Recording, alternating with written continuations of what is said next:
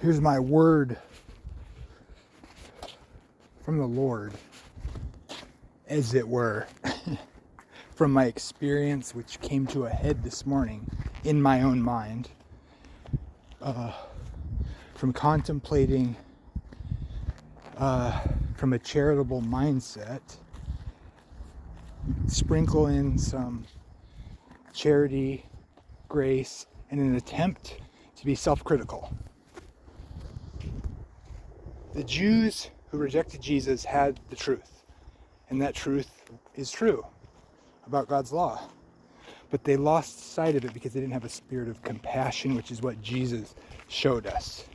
The major error is reacting to people who reject the principled foundation as it is in God's character and his law, and conflate ideas, rejecting the very standard by which sin and righteousness and the character of God and the image of God and what defines the righteousness of God in Christ and what condemns people for not coming to God for reconciliation, they jettison it because they see the mercy and love of God and his willingness to receive the prodigal son, right?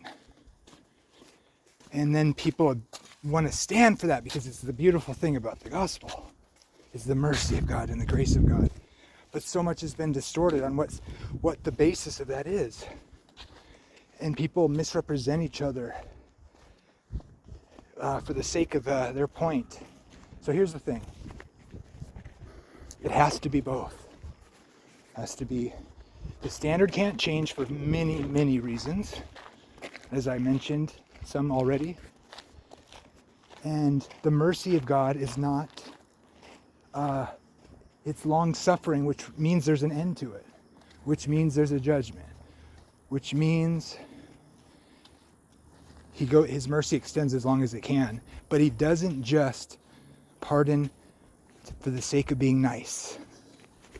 And this is why the foundation of needing salvation is rooted in obedience and an understanding of who's at the top of the totem pole. Then the mercy gets applied. But you cannot change. It's a denial of the atonement. It's a denial of the righteousness of Christ. It's a denial of righteous condemnation and godly,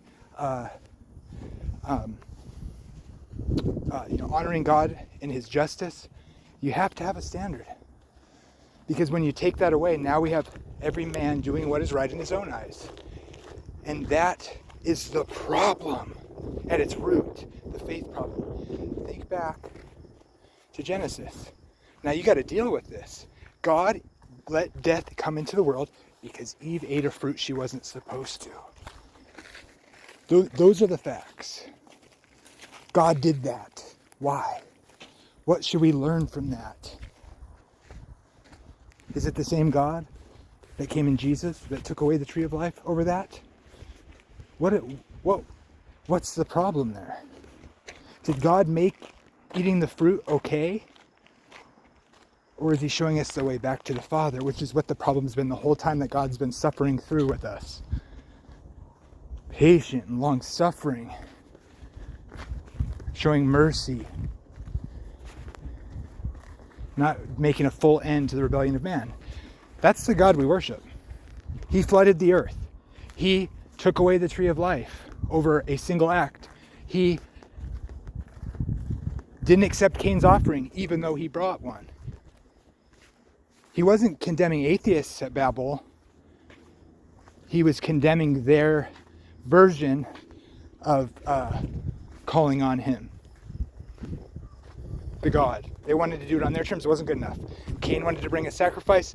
It was still the best of his flock, the best of his produce, but it wasn't good, and he wasn't blessed like Abel was, and then he got mad.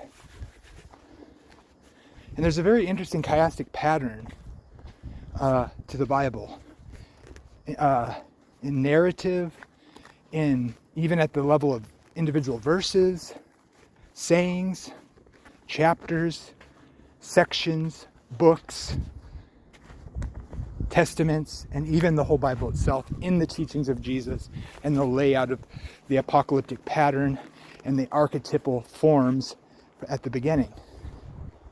And they are archetypal. They're both archetypal and literally the case. That's my perspective. It's not either or. The value of the narrative, which is a literal person that happened to exist before God early in Earth's history, who really existed, demonstrated the issue with man's rebellion.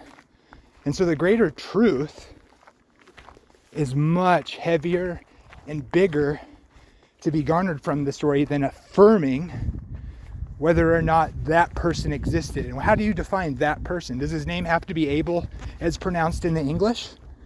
Do you have to say Yahushua or God won't hear your prayers? What's the truth there?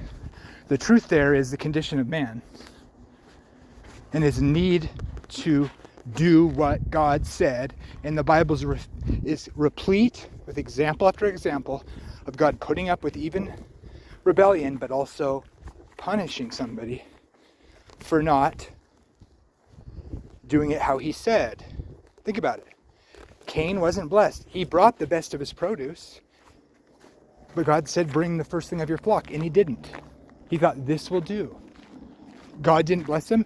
He blessed Abel to the point where God saw what Abel was going to do. What Cain was going to do to Abel. God could have prevented it by blessing Cain because he brought something good enough, but he didn't. And then he warned Cain, and he saw it coming. And it was still a tragedy, and it was still not God determining him in the sense of causing him to murder him. So this is where it gets interesting. I'll lay that aside. The point is, did God mean it when he warned him? Was he wanting him to obey? And the answer is yes. Just as like God, even if God knew that Adam and Eve would fall, and he did, by the way the narrative structure is formed, if we take that story to be true, there's plenty of indications that God saw it coming in the way that he creates, in the way it's laid out, in my opinion. So that's my interpretive method of approach. I don't think it was read back into it when writing it. We should take it in logical order here. So there's indication, in my view, that God saw it coming. But the narrative is told in such a way that we're not to say God determined them to fall. So he both saw it coming, I would be more inclined to say he didn't see it coming before I say he wanted them to fall. The narrative doesn't say that. There is some sense that allowance is him doing it because of his position as God, but I don't care. The way that gets used in the way that we can't fully grasp that is dangerous, and the narrative is not going out of its way. It seems to be going out of its way to project the idea to not look at it that way, because it could have easily done so. But it seems intricate in such a way where you can both say God saw it coming, but meant what he said. Don't do this. That's disobedience. I want you to do this. You can do this. Don't tell me you can't. I know you're going to say you can't. I know you're going to invent total depravity and a total inability. And you're going to say stuff like, they can logically do it, but they can't actually do it. Or it's categorically something they can do, but they won't. Because guess what? Isn't it true that you can only do that which you do? Once it's done, you're only one person. So as these people are insane. I'm sorry, Calvinists. The whole problem is you're trying to come at it from God's point of view, and you're not God. There's actual choices, and there's consequences to choices. That's not undermined by the fact that you can look at it from a perspective where you say, hey, do you know once you choose to do something, that's the only thing you have chosen to do? Think how stupid that is. It's dumb. It just shows how backwards your thinking is.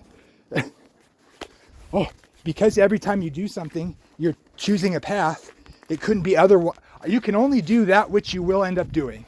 Oh, wow. How profound of a thought. Good for you. Life's a journey, not a destination, okay? That's another way I might sloganize your problem of thinking. Anyways, so what's my point? People laugh at the Adventist view about the mark of the beast being about the Sabbath. But it says, remember, Jesus said, the least of these, if you've broken one, you've broken them all. Everybody knows there's a mark of the beast where if you do it, you are damned. So, this is the problem with this once saved, always saved garbage and the misrepresentation. Look, you know how many people are going to, because of your false teaching, people, the free grace, OSAS people, whatever, and how that's proliferated in the Christian world, how many people, when that time comes, are going to say, well, I know I'm not taking the mark of the beast because I honked for Jesus and I know I can't lose my salvation. So whatever the mark of the beast is, it can't be this thing that I'm doing right now because I'm saved, don't you know? And you'll be responsible for having put people in that position to be stupid and not respect God and his law. And so shame on you. And the more you make fun of Ellen White, the more I'm sure that she's being persecuted like the prophets were of old.